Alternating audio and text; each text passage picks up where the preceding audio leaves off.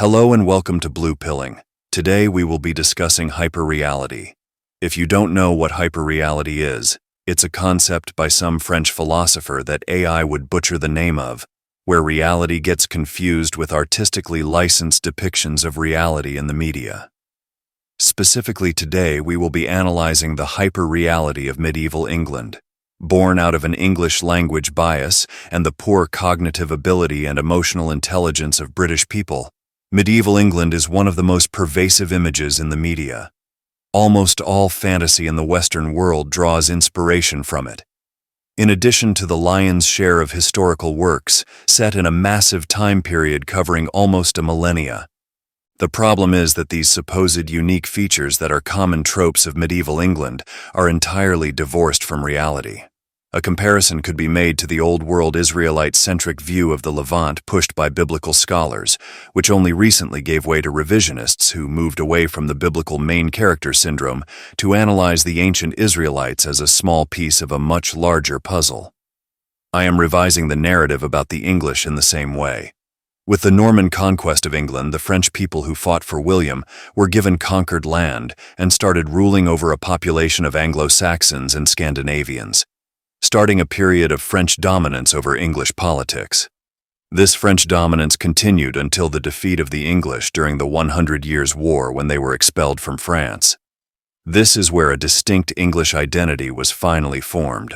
So the first point to bring up is that the French and the English were never contemporaries during the Middle Ages in terms of power. In video games and media, you will oftentimes see different kingdoms all treated like they were on the same level because they had the same title for their head of state. In reality, England at the time was tiny compared to France. The reason being is that these pre-industrial civilizations got all of their economic and military strength from the size of their population, since you needed more bodies to produce more and sustain larger armies. France had a population 7 times greater than England did because France was more agriculturally productive. It wasn't until well into the industrial era that France and Great Britain, not just England, reached a parity in population. The idea that France and England were on the same level would be like claiming that Mexico is on the same level as the United States, because they both have presidents. Even though the American economy, military, and culture are massively more influential. In practical terms, England was a mid-sized French territory after the Normans conquered it. The English king's holdings in France were actually more valuable than their kingdom itself was. So with that in mind, then, it should be obvious that the 100 Years' War was not a conflict between England and France, but between different French dynasties trying to take the crown.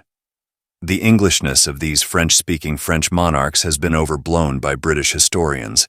These are people who had French names, oftentimes didn't speak English and were born in England, because that's where their parents lived at the time. The English army was functionally identical in composition to the French army, and mostly made up of French people. This is because these feudal civilizations didn't have any sort of civic or national identity. Instead, you were left with mercenaries and knights who picked sides based on who gave them the best offer. The next problem is that the actual social caste system of England has been clearly and obviously misrepresented by the English 1984 style. Yeomen were a type of landowning nobility who fought as cavalrymen. This is obvious because during the Battle of Bosworth Field, Henry's yeomen were cavalry and formed the nucleus of the yeomen of the guard, meaning we have a living historical record of what a yeoman was. They also had French names like John de Vere.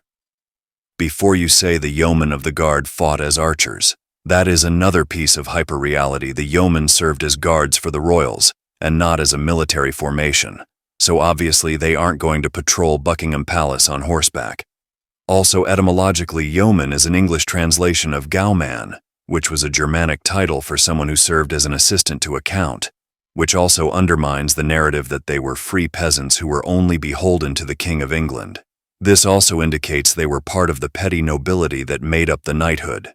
The alternative is that yeoman is the English translation of the German title June Kur, which was also a title of nobility. The English cope narrative is that yeomen were landowning peasants based on the Anglo-Saxon tradition, which beyond being undoubtedly the wrong social class, also doesn't make sense.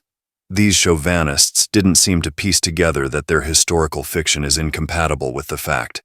William invaded and genocided the Anglo-Saxons to undermine their institutions during the harrying, then split up the conquered land and the people tied to that land to his soldiers. So if yeoman had been an Anglo-Saxon social class, it would have been destroyed by the Normans. In reality, the title of yeoman itself wasn't recorded until the 15th century. That indicates yeoman wasn't even an Anglo-Saxon title originally. It's more than likely an English translation of a French title. Now, the other part of this narrative about free English peasants versus French nobility is the usage of the longbow, which is where English nationalism has to break the laws of physics themselves in order to be plausible. First off, bows and arrows were ineffective against even a lightly armored man. You had to use an artillery piece-sized crossbow if you wanted to shoot and disable a knight with a bow or get an impossibly lucky shot at close range. It would be like trying to destroy a tank with an AK-47. Nor is the longbow uniquely English. It's a general weapon that was used on every continent except for Australia because it was technology that was probably over 10,000 years old by the time England came into being. Even if you were to restrict the longbow design to the specific features associated with the English longbow as a U-self bow with linen string, that was still a weapon used all across Western Europe even before the Iron Age. That was just a European version of the design based on locally available resources. The heavy draw weights were also not unique. Warbows of any design would hold to the upper limits of what a human was capable of drawing. We've seen this from warbow designs all across the world. This is because with traditional bows you don't have to reach a full draw to fire, and the higher maximum draw weight gives you more flexibility in operation. It also gives a margin of safety, because a heavier draw weight necessarily means a bow that is designed to withstand heavier forces, so it's less likely to break in combat. In spite of these facts, the media almost exclusively shows archers using short bows unless they are English, even though practically no one would have used a short bow as a weapon of war. The thing is that the self-bow is one of the most inefficient bow designs in use, so for the same draw weight you are getting less power behind the arrow than most other types of bows in use. Cultures that valued archery for warfare, like in Asia or other parts of Europe, converged on composite recurve bow designs. Even English militia settling in America made note of the superiority of local flat longbow designs compared to their own rounded longbows.